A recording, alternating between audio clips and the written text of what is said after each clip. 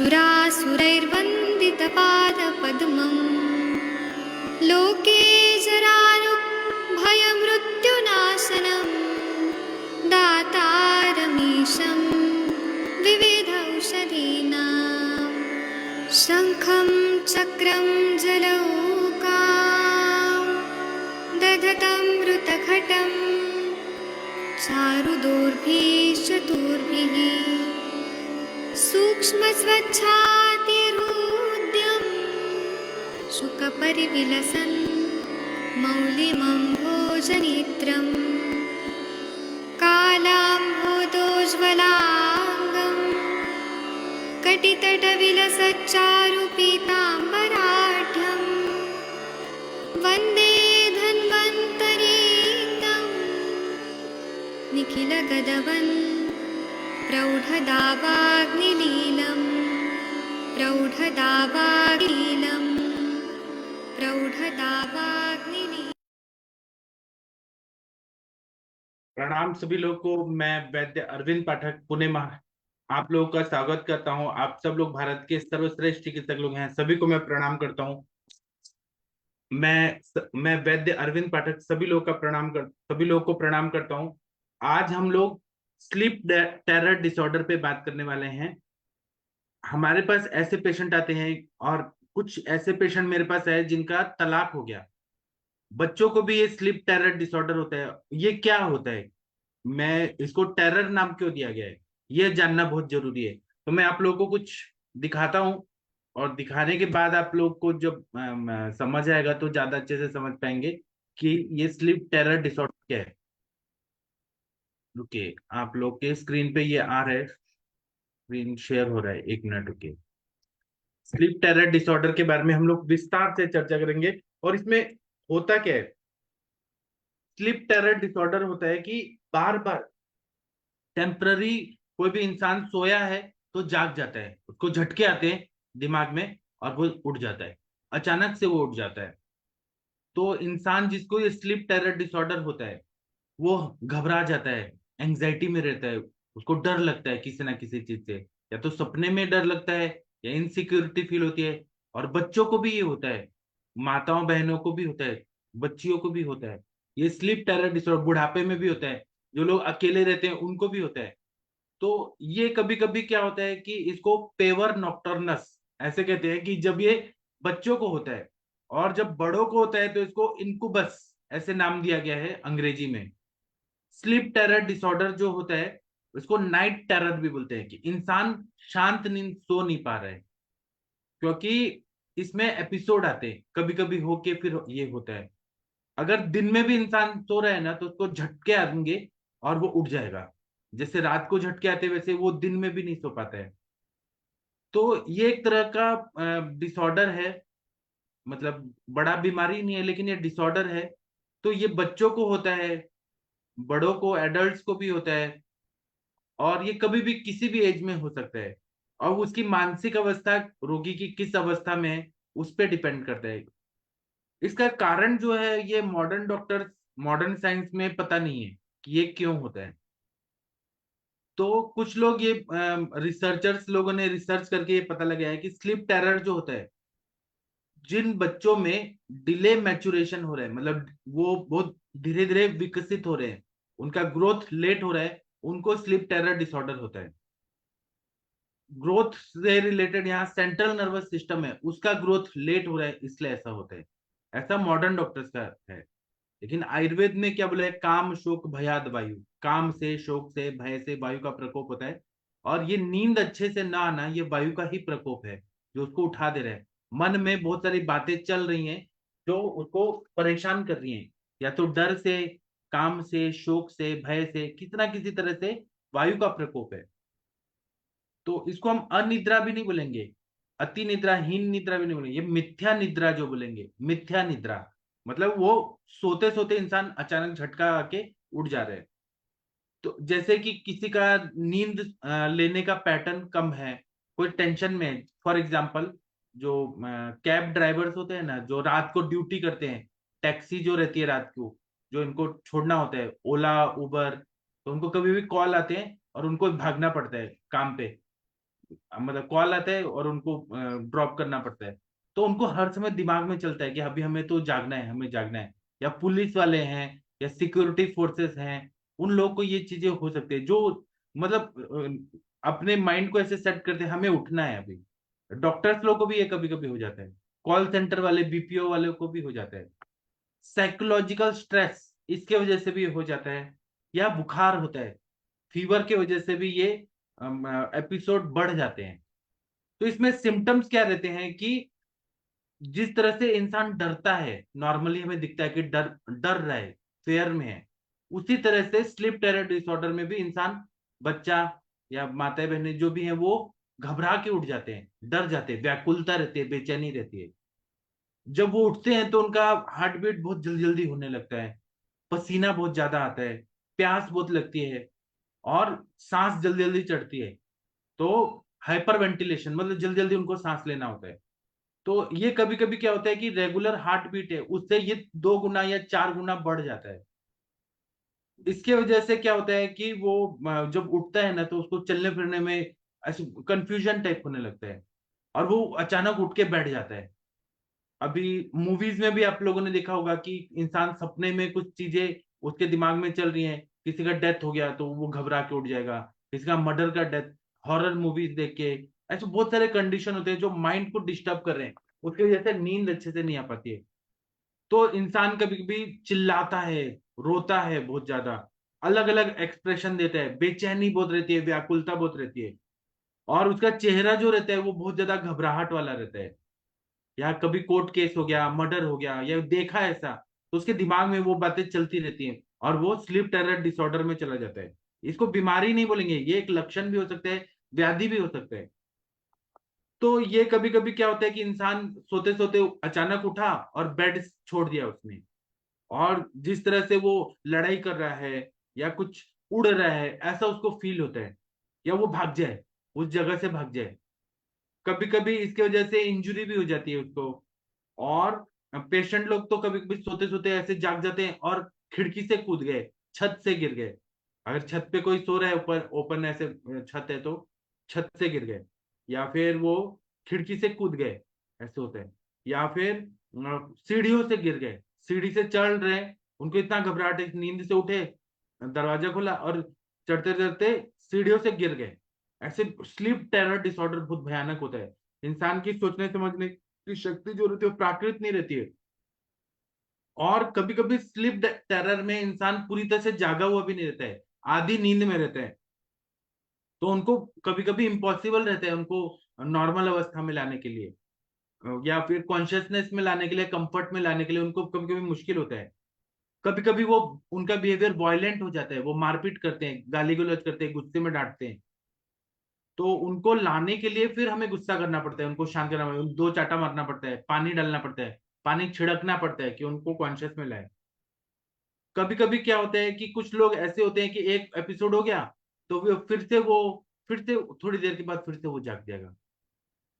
तो अब ये बार बार होते रहता है, एपिसोड बार बार होने लगता है कि जागना है, फिर सो जाना है, फिर डरना है, घबराहट होना है, बेचैनी होनी है, व्याकुलता होती है, कुछ ना कुछ उसके माइंड को परेशान कर रही है इंसान को।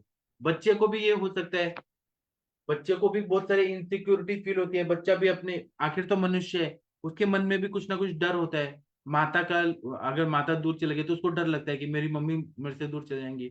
बोल नहीं पाता बच्चा, लेकिन उसको भी ये होता है। या भूख लगती है उसको, या घबराहट होती है, व्याकुलता होती है, बेचैनी होती है। और हमारे जो ग्रह हैं, बाल ग्रह, स्त्री ग्रह, पुरुष ग्रह, उसके आक्रांत होने पर भी ऐसे होता है कि नींद पूरी नहीं होती, बच्चा रोते रहता है।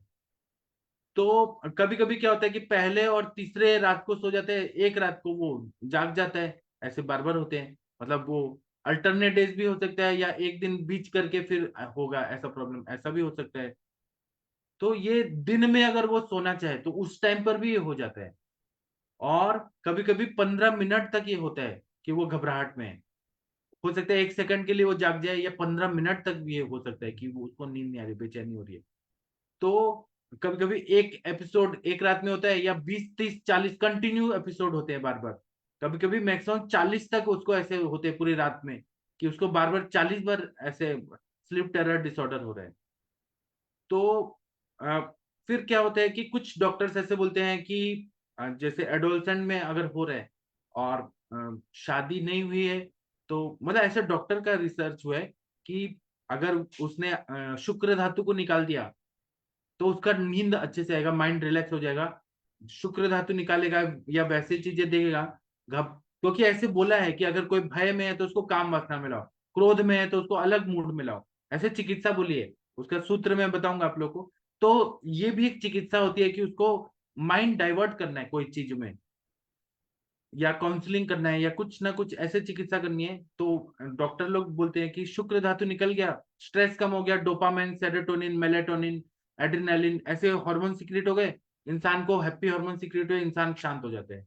ये एक चिकित्सा के रूप में लोग बोलते हैं, लेकिन ये सही नहीं, आयुर्वेद इसको पूरी तरह से मान्य नहीं करे। आयुर्वेद मान्य करता है, ऋतुचर्या दिनचर्या में बोला है कि मन के अनुकूल आप बाग बगीचे में जाइए, वैसा करिए, लेकिन शुक्र का क्षय बार बार करना, एक बार हुआ ठीक है, लेकिन बार बार करना ये चिकित्सा आयुर्वेद नहीं बोलते।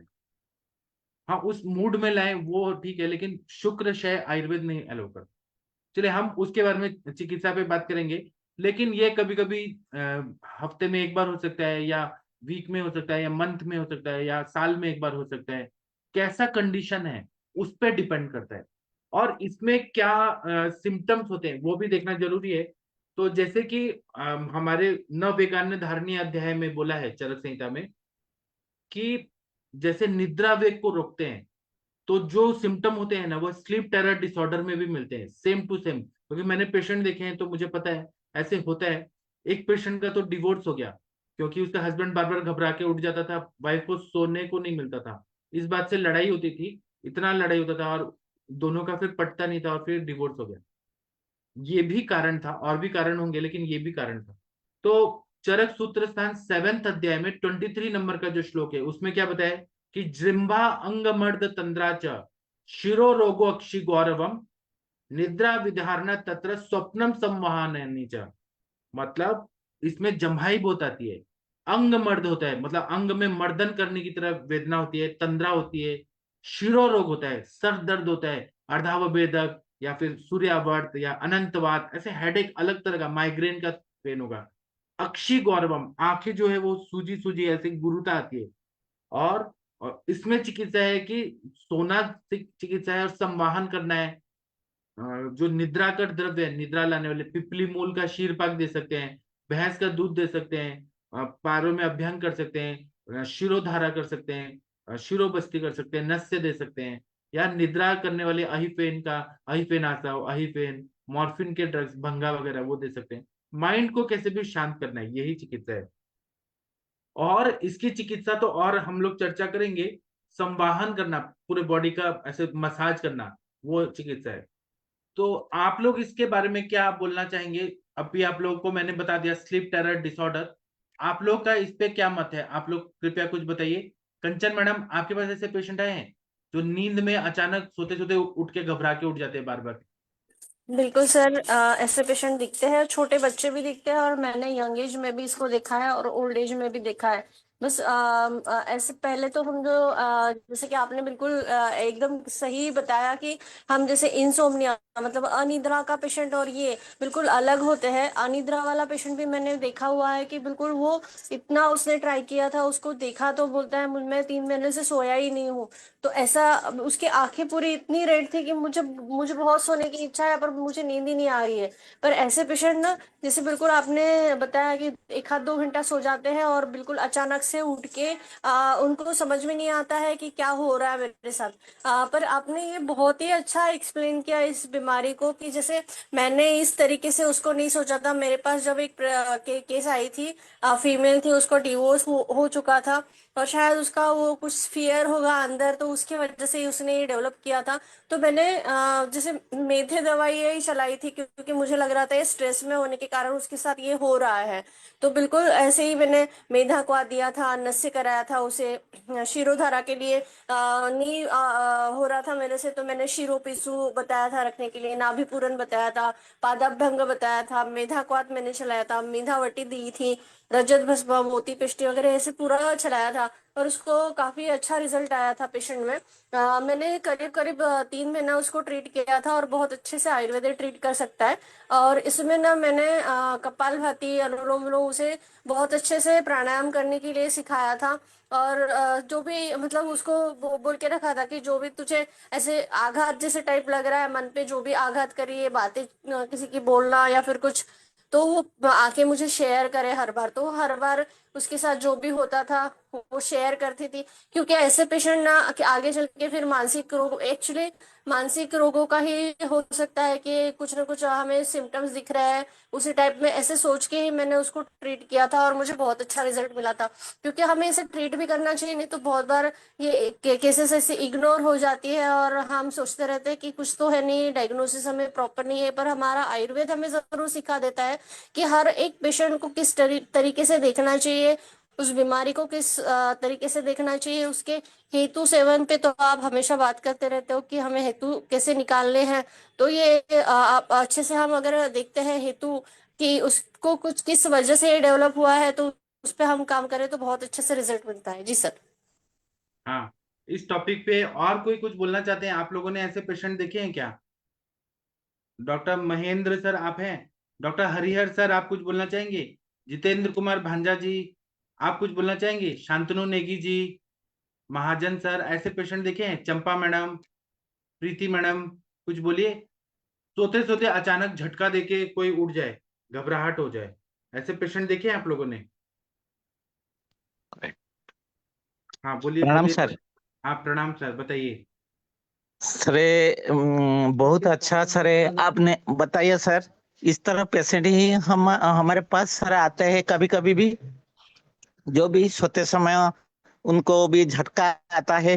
कभी कभी वो बिस्तर से उठकर भी बैठ जाता है, फिर कुछ समय के बाद फिर वो सो जाते हैं सर। और उनको भी कोई मानसिक अवसाद भी होता है। तो इस तरह ही होता है सर। जो भी मैडम ने बताया, हम आयुर्वेद में भी इसका ट्रीटमेंट करते हैं, जैसे कि ब्राह्मी बट्टी, स्मृति सागर आदि देकर भी हमने इसको ट्रीटमेंट करता है सर। और वो मेरे पास एक पेशेंट आया था जो कि इस तरह होता था। उनको 18-19 साल का वो लड़का था। उनका पेरेंट ने बताया कि ऐसा होता है, रात में थोड़ा समय उठ के बैठ जाता है, फिर कुछ बोलता है, फिर सो जाता है कुछ समय के बाद, ऐसा होता है। तो हमने उसे तो सारस्वता रिष्टा और उसके साथ ब्राह्मी बट्टी कुछ दिन के लिए खाने के लिए, और जो थलकुड़ी बोलते हैं उनका पत्ता का स्वरस दिया था। तो वो 1-2 महीने के बाद बिल्कुल ठीक हो गया था सर। कुछ पेशेंट भी अभी भी हमारा क्लिनिक में कभी कभी आता है, वो अदर डिजीज के लिए, लेकिन हम उनको जब पूछते हैं क्या ऐसा होता है, वो भी मना करते हैं कि हम ठीक हो गया बोलते हैं। इस तरह पेशेंट सर कभी कभी भी हमारे पास आता है सर। ऐसा ही एक्सपीरियंस है सर मेरा। जी, और कोई कुछ बोलना चाहते हैं तो बोलिए प्लीज। किसी का कोई एक्सपीरियंस है क्या? ऐसे पेशेंट आते हैं आप लोगों के पास? आज महेंद्र सर नहीं आए, महेंद्र सर बहुत अच्छा बताते हैं। प्रीति मैडम, प्रियंका पांडे जी, राम कुमार जी, महाजन सर, कुछ बोलिए। प्रदीप सर, हिमांशु जी, डॉक्टर जागीर सिंह जी, गंगवार सर, कुछ देखा है आप लोगों ने ऐसे पेशेंट? चलिए आप लोग सोचिए, तब तक मैं और बताता हूँ इसका डायग्नोसिस कैसे करना चाहिए। तो पहले तो हम निद्रा के बारे में देखेंगे। चरक सूत्र स्थान अष्टो निंदती अध्याय 21वां चैप्टर है, उस पे 36 नंबर का श्लोक है। अष्टो निंदित बताने के बाद चरकाचार्य जी क्या बोलते हैं, निद्रा के बारे में बता रहे हैं कि नींद जो है, क्योंकि आहार निद्रा ब्रह्मचर्य है, ये त्रिविध उपस्तंभ बताए हैं मनुष्य के शरीर के लिए। उपस्तंभ अच्छे हैं तो इंसान का शरीर अच्छा है और वो शतायु दीर्घायु हो सकता है। तो आहार अच्छा होना चाहिए, निद्रा अच्छी होनी चाहिए और ब्रह्मचर्य अच्छा होना चाहिए, सम्यक होना चाहिए। तो जब नींद के बारे में बताते हैं तो क्या बोला है कि नींद, अच्छी नींद जो होती है उससे क्या फायदा होता है? निद्रा यतम सुखम दुखम पुष्टि कार्शम बलाबलम पृषता क्लिपता ज्ञानम अज्ञानम जीवितम न च। अच्छी नींद होगी तो सुख मिलेगा, शारीरिक मानसिक इंद्रियों का सुख, आत्मा का सुख मिलेगा। अगर नींद अच्छी नहीं होगी तो दुख मिलेगा, शारीरिक मानसिक आध्यात्मिक हर तरह का दुख मिलेगा। अच्छी नींद होगी तो ज्ञान रहेगा उसको, और मतलब उसको अच्छा बुद्धि, अच्छा सोचना, अच्छा पॉजिटिविटी रहेगी। और नींद अच्छी नहीं होगी तो अज्ञान रहेगा, कंफ्यूजन रहेगा, डिलीरियम रहेगा, हर चीज में उसको दुख मिलेगा, हर चीज को वो गलत समझेगा, ये रहेगा। अगर अच्छी नींद लेगी तो पुष्टि होगी, नरिशमेंट अच्छा होगा, बृहण अच्छा होगा। अगर नींद अच्छी नहीं होगी तो कार्शता आएगी। अच्छी नींद होगी तो जीवन अच्छा रहेगा, जीवन मिलेगा। अगर नींद पूरी नहीं हुई तो मृत्यु तक जा सकते हैं। अगर अच्छी नींद हुई तो बल मिलेगा, अच्छी नींद नहीं हुई तो अबल होगा, मानसिक रूप से कमजोर, शारीरिक रूप से, इंद्रियों की मस्तिष्क की कमजोरता, हर तरह का कमजोरी रहेगा, ऑर्गन्स फेलियर, ये सब होगा। और जितना नींद होगा उसका शुक्र धातु अच्छा होगा तो वृषता रहेगी, नींद कम होगा तो क्लैब्यता रहेगी। और नींद के बारे में ऐसा बताया है कि नींद जो है ये क्या होता है, तो नींद कब आती है, तो यदा तू मनसि क्लांते कर्मात्मना क्लमान्विता विषयभ्यो निर्वर्तते तथा सुपति मानवा। मतलब जब मन क्लांत हो जाता है और अपने कामों में प्रवृत्त सभी इंद्रियां थक जाती हैं और अपने अपने विषयों से निवृत्त हो जाते हैं और कफ दोष बहुत आवृत हो जाता है मन पे, तब मनुष्य को नींद आ जाती है और मनुष्य सो जाता है। तो आहार और निद्रा का बहुत ज्यादा महत्व बताया है कि स्थौल्यता और कार्य दोनों आहार और निद्रा पर निर्भर करता है। इंसान अगर दिन में खा के रोज सो रहा है, रात को भी सो रहा है, तो इंसान स्थूल हो जाएगा। अगर खाना खा के या ना खाए और वो सो रहा है, कम सो रहा है, कम सोने से कार्यता आती है, मतलब इंसान पतला हो जाएगा। और निद्रा के भेद क्या बताए हैं चरक संहिता में, तमो भवा, तम का आवरण होता है तो नींद आती है। श्लेष्म समुद्भवा, खाना खाने के बाद जैसे कफ बढ़ जाता है, क्लेदक कफ का कार्य होता है, मधुर अवस्था पाक होती है, या कफ शरीर में बढ़ता है तो नींद आती है। मन शरीर श्रम संभवा निद्रा, मन और शरीर काम करने से, श्रम करने से थक जाता है। लोग फिजिकल वर्क नहीं कर रहे, मन से बहुत काम कर रहे हैं, मेंटल काम बहुत ज्यादा है, तो थक जाएंगे तो नींद आ जाएगी, या शरीर से बहुत ज्यादा काम करेंगे तो नींद आ जाएगी। अति काम करेंगे तो नहीं नींद आएगी, बॉडी पेन होगा तो नहीं नींद आएगी। आगंतुकी निद्रा, ये आगंतुकी टाइप की बीमारी वाली होती है। व्याधानुवर्तनी निद्रा, व्याधि के अनुवर्तन से होने वाली निद्रा। और रात्रि स्वभाव प्रभवा निद्रा, रात्रि में सभी को नींद आती है। आप लोगों ने देखा होगा जब आप कभी ट्रैवल कर रहे हैं और रात को 2 बजे से 4 बजे के बीच में ट्रैवलरों को भी झपकी आती है, नींद आती है, क्योंकि वो टाइम ही ऐसा है, रात्रि स्वभाव। रात्रि जो है वो तमोगुणात्मक है, तो उसमें नींद आती है, वो स्वभाव है, मतलब प्रकृति का नियम है कि रात को नींद आती है। जिसको नहीं आती है वो वैकृति निद्रा होती है, मतलब रात भर जाग रहे हैं, मूवी देख रहे हैं और चैटिंग कर रहे हैं इंस्टाग्राम में, फेसबुक में, पहले टिकटॉक था, और दिन में सो रहे हैं, लेट सो रहे हैं, तो ये वैकृति विकारी की निद्रा हो जाती है। अब इसका डायग्नोसिस क्या करेंगे, स्लीप टेरर डिसऑर्डर को डायग्नोसिस कैसे करते हैं, तो ये बच्चों को ज्यादा होता है, पेरेंट्स को भी होता है। अगर पेरेंट्स बहुत ज्यादा कंसर्न है तो इसमें चाइल्ड का जो पेडिट्रिशियन डॉक्टर है उसके पास जाना चाहिए। अब बच्चा का अगर हम देख रहे हैं तो बच्चे का जो भी है वो पेरेंट्स क्या क्या डिस्क्राइब कर रहे हैं, किस तरह से बच्चा घबरा के उठ रहा है, तो उस हिसाब से समझना पड़ता है। लेकिन कोई लैब टेस्ट नहीं होता इस चीज का, ब्लड या आप यूरिन या स्टूल, इससे आप नहीं पता लगा सकते कि ये क्यों हो रहा है। ये खुद ही बताया जाता है, पेरेंट्स बताएंगे या पेशेंट है वो खुद बताएंगे कि हमें ऐसा हो रहा है। स्लीप टेरर डिसऑर्डर जो होता है इसमें कंफ्यूजन होता है कि एक होता है नाइटमेयर डिसऑर्डर, मतलब रात में घूमने वाला जो रहता है, इंसान सोते सोते उठ के घूम रहा है, सोया है लेकिन वो घूम रहा है, उसमें और ये जागने में स्लीप टेरर डिसऑर्डर में कंफ्यूजन होता है, लेकिन दोनों अलग अलग है, एक जैसे ही रहते हैं। बैड ड्रीम्स की वजह से होते हैं, एक में सपने, बुरे सपने आते हैं, और एक में सपना आता है कि वो चल रहा है लेकिन वो नींद में चल रहा है। और लेकिन इसमें क्या रहता है कि बुरा सपना देख के या मन में बहुत ज्यादा उसके प्रेशर है या कुछ ऐसे दुख है जिसकी वजह से या तो सपने में आएगा, या वो ऐसे दुखी है कि उसका मन बेचैन है, बच्चा हो या बड़ा हो या बच्ची हो, कोई भी हो, किसी को भी हो सकता है। इसमें फिजिकल मूवमेंट तो कम होता है लेकिन मानसिक जो रहता है वो बहुत डिस्टरबेंस रहता है, तो इसीलिए इंसान इसमें भागने का कोशिश करे, वो जगह छोड़ने का कोशिश भी कर सकता है।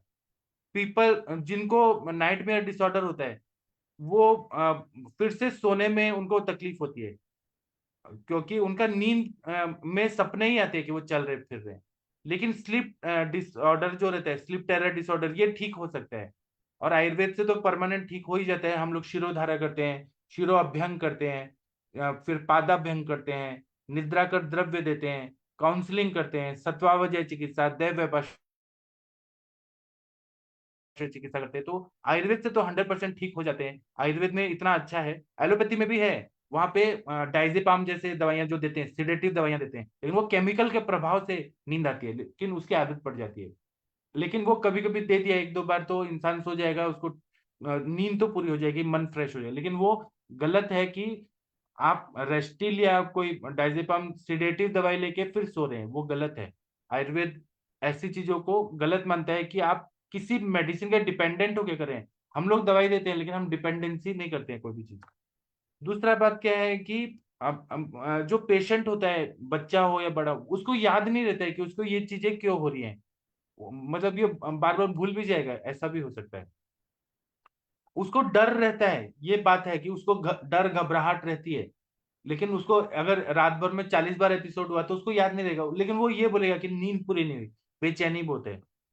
तो इसमें पित्त और वायु से उत्पन्न हुआ निद्रा रोग, मतलब नींद की बीमारी, पित्त से और वायु से, क्रोधात पित्तम और काम शोक भयाद वायु, ऐसे मेन चीजें बताई हैं। तो क्रोध से भी हो सकता है, चिड़चिड़ापन हो गया है। अगर जैसे कोई लड़की का शादी हुआ, एग्जाम्पल बता रहा हूँ, शादी हुआ, ससुराल में गई, कुछ अनफेवरेबल बातें हो गई, उसकी सास ने बोल दिया, या कोई जूनियर सीनियर भी है, पुलिस है, आर्मी के, कुछ ऐसी बातें हो जाती है जो मन पे आघात करती हैं, तो उसको नींद नहीं आएगी, तो क्रोध आता है। क्रोध से शुद्ध मन से बहुत ज्यादा डिप्रेशन भी आता है, फिर वो इंसान क्रोध में जाता है, फिर डिप्रेशन में आता है, फिर डिप्रेशन में, फिर क्रोध में, ऐसे चलते रहता है। तो पित्त का कोप होगा, कफ तो होगा ही, और वायु का कोप होता है इसमें। इसलिए मेन हम इसको पित्तवात निद्रा रोग के अंडर में लाते हैं। तो चिकित्सा हम लोग क्या क्या करेंगे, हम लोग कुछ शीर पाक देते हैं, कुछ हम गुटी बट्टी देते हैं, कुछ घृत कल्पनाएं देते हैं, दीपन पाचन अनुलोमन द्रव्य देके फिर चिकित्सा करते हैं। मैं कुछ दवाइयां बताता हूँ, आप लोग भी कुछ बताना चाहें बता सकते हैं। तो इसमें ब्रीहण करने वाली, मन का ब्रीहण होना चाहिए, मन पे कुछ, क्योंकि वात का प्रकोप है, पित्त का प्रकोप है, तो इनका शमन और ब्रीहण होने वाली दवाइयां, और जो मन को शांत करे, तो विदार आदि शीर पाक देना चाहिए। या फिर इसमें हम लोग ये दे सकते हैं, अर्जुन सॉरी सर्पगंधा का फांट दे सकते हैं, सर्पगंधा घनवटी दे सकते हैं। ब्राह्मी के जितने कल्प हैं, ब्राह्मी घृत, ब्राह्मी प्राश, ब्राह्मी अवलेह, ये सब हम दे सकते हैं। शंख पुष्पी सिरप दे सकते हैं। पारसिक यवानी का चूर्ण जो है वो निद्रा कर बताया गया है। उसी तरह से कुष्मांड घृत, ब्राह्मी घृत, फिर शतावरी घृत, धानवंतर घृत, विदारी कल्याण घृत, महाकल्याण घृत, महापैश, जो मन पे, मनोरोग पे, उन्माद अपस्मान में जो चिकित्सा होते हैं, तो महापैशाची घृत, महापैशाची, महाकल्याणक, जीवनीय घृत। अगर कफ का आवरण है तो महापंचगव्य दे सकते हैं, या हिंगवादी घृत दे सकते हैं। इसी तरह से यहाँ पर हम लोग अगर हम लोग इसमें तेल का नस्य दें, जैसे 101 आवर्ती शीर बला तेल का नस्य दें, बस्ती दें, उससे वायु का प्रकोप ठीक हुआ। शिरो अभ्यंग करे, चंदन बला लाक्षादी तेल से पूरा बॉडी में अभ्यंग करे, तिल तेल से शिरो अभ्यंग, शिरोधारा करे। उसी तरह से मन पे काम करना है तो रजत भस्म जो है, रौप्य भस्म, वो मन को शांत करता है। चांदी का अंगूठी अगर पहने, चांदी और मोती का अंगूठी पहने, वो भी मन को शांत करता है। चंद्रमा जो है वो मन के देवता है, मन पे काम करना है तो चांदी सबसे अच्छा है, और मोती, उसका अंगूठी पहने। और इसमें प्रवाल भस्म, प्रवाल पिष्टी, फिर अब्रक भस्म दे, मन को बलवान करना है।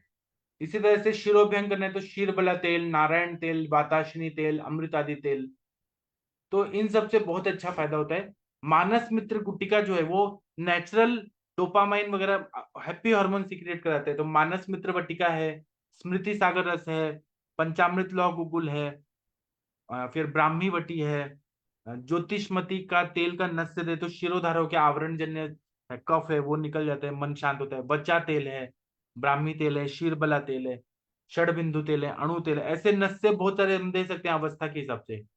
चलो इस टॉपिक पे आप लोग कुछ बोलना चाहेंगे, किसी को कुछ बोलना है? प्रियंका पांडे जी, प्रीति मैडम, चंपा मैडम, महाजन सर, हरिहर सर, ऐसे पेशेंट देखें, प्रदीप कुमार सर, प्रियंका पांडे जी बोलिए मैम। मैम सर प्रणाम। सर जैसे छोटे बच्चे होते हैं सर 7-8 साल के, और सर वो मतलब उठते तो नहीं है नींद में, पर डरते हैं, हम बताते हैं कि उनको बुरे सपने आते हैं, या कोई ऐसा उन्होंने वीडियो वगैरह देखा रहता है, या कोई मूवी देखी रहती है, उसी की वो कल्पना करते हैं कि वो हमें खा रहा है, मार रहा है, कुछ कर रहा है। और वो सर उठेंगे नहीं, पर जो भी उनके साथ लेटा होता है वो उससे एकदम चिपक के सोते हैं और दांत किच किच करते हैं। और वो बच्चा मतलब सर अंधेरे में भी उसको डर लगता है, और वॉशरूम वगैरह जाता है ना तो वो थोड़ा दरवाजा हमेशा खुलवाएगा कि अकेला होगा तो वॉशरूम में नहीं जाएगा। तो सर ये बच्चों को भी हम मतलब इनको भी कुछ दवाई देनी चाहिए, या अभी हाँ, वो संक्षिप्त क्रिया को निदान परिवर्जनम, एक तो उससे बात करनी चाहिए कि उसको क्यों डर लग रहा है, क्या कारण है कि उसको घबराहट हो रही है। अगर वो वीडियो देख के हो रहा है, या तो वो मूवीज है या फिर कार्टून देख रहा है, डोरेमोन देख रहा है, या जो भी चीजें हैं ना वो मन पे असर करती हैं वो चीजें। कुछ भूत। बच्चे होते हैं वो दिन रात डोरेमोन, दिन रात वो कार्टून देखते रहते हैं, शिनचैन और क्या क्या आता है ना, वो देखते रहते हैं, वही सब दिमाग में चलते रहता है, तो उनको नींद अच्छी नहीं होती। तो संक्षिप्त क्रिया को निदान परिवर्जनम। जी, और बताइए। सर इसको मतलब कुछ ओरल भी देना चाहिए, मतलब जैसे वो तो सब बच्चों बंद को, हाँ बच्चों को हम दे सकते हैं, जैसे च्यवनप्राश अवलेह दे दिया दीपन पाचन करके। अगर कृमि है तो कृमि से भी उसको कुछ ना कुछ प्रॉब्लम हो सकती है। मन का क्या प्रॉब्लम है वो तो हमें उससे बात करके उसको हंसाना चाहिए, उसको एक जगह बैठाना नहीं चाहिए, काउंसलिंग करना चाहिए, बाहर खेलने के लिए भेजना चाहिए, जिससे बच्चा खुश हो, हंसे, खेले कूदे, ऐसा करना चाहिए। जी और सर। बच्चों को तो हम ब्राह्मी देते ही हैं, स्वर्ण प्राशन में ब्राह्मी देते ही हैं, जी स्वर्ण प्राशन संस्कार करना ही चाहिए। जी। जी। ठीक है सर, कृमि की चिकित्सा भी करनी चाहिए ना सर ऐसे में? हाँ जी। जी सर, ठीक है सर। Thank you sir. चलिए, और किसी को कुछ बताना है बताइए। आज मैम ने बहुत अच्छा बताया कि छोटे बच्चे ऐसे घबरा जाते हैं, चिपक जाते हैं, दांत किटकिटाते हैं, उनके दिमाग में वही सब चलता है जो दिन भर देखे हुए रहते हैं, सुने हुए रहते हैं। बहुत अच्छा पॉइंट बताया मैम ने। चलिए, और किसी को कुछ बोलना है तो बोलिए। आदित्य सर, आप कुछ बोलना चाहेंगे स्लीप टेरर डिसऑर्डर पे? आपका क्या विचार है? गंगवार सर, हिमांशु माथुर जी, मंजूनाथ जी, कंचन मैडम और कुछ बोलना चाहती हैं? ये कोई रानी सिंह जी आई हैं, कोई पेशेंट है क्या? राम कुमार प्रजापति जी, हरिहर सर कुछ बोलिए, मंजूनाथ जी, जितेंद्र कुमार भांजा जी, कुछ बोलिए आप लोग। नहीं बोलना चाहते तो ठीक है, मैं फिर सेशन बंद कर देता हूँ। अब हम रात को 9 बजे मिलेंगे, तो केस डिस्कशन करेंगे। आप लोग अपने अपने पेशेंट लेके आइए, हम रात को 9 बजे मिलते हैं। ठीक है, सर थैंक। हाँ बोलिए बोलिए। सर मैंने ना सर एक केस डाला है सर, एक किसी का कोई पेशेंट है, और उनको ना किडनी एक किडनी नॉन फंक्शनल उसमें आई है 5%। सर उसकी रिपोर्ट्स मैंने डाली है। और हाँ एक किडनी सर उसकी 95% वर्किंग है। सर वो ना शायद इसमें तो आएगी नहीं जूम पर सर मैंने उनको आपका कांटेक्ट नंबर देने के लिए बोला है। उनको ना सर उनका सीरम क्रिएटिनिन बढ़ा हुआ है अभी। और सारे मतलब नेफ्रोलॉजिस्ट ने बोला है कि आपकी राइट किडनी तो खराब ही है, उसके बारे में मत सोचो, जो लेफ्ट किडनी बची है उसको बचा सकते हो तो उसको बचा लो। और शी इज मतलब अभी वो शी इज अंडर मतलब 30s में ही है सर।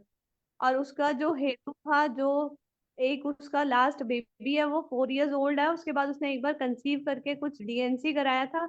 और उसके बाद उसने कॉपर टी डलवाया था, तो कॉपर टी के बाद उसको रिकरेंट यूटीआई बार बार हो रहा था। और वो कॉपर टी रिमूवल हुआ नहीं, तो उसी बीच में उसका वो किडनी का इशू आया है। वरना 4 साल पहले और 2 साल पहले का जो अल्ट्रासाउंड है उसमें उसकी जो दोनों किडनी ठीक थी। तो सर इसमें हम आयुर्वेद में कुछ कर सकते हैं? मैंने तो उनको बोला कि वो एक बारी आपसे बात कर लें वीडियो कॉल से या जैसे भी, और अगर मेडिसिन लेके वो आगे कुछ कर सकते हैं तो मैंने उनको आप ही का वो रेफरेंस दिया है। सर तो आप बात कर लेंगे उनसे ना, मैंने उनको बोला है।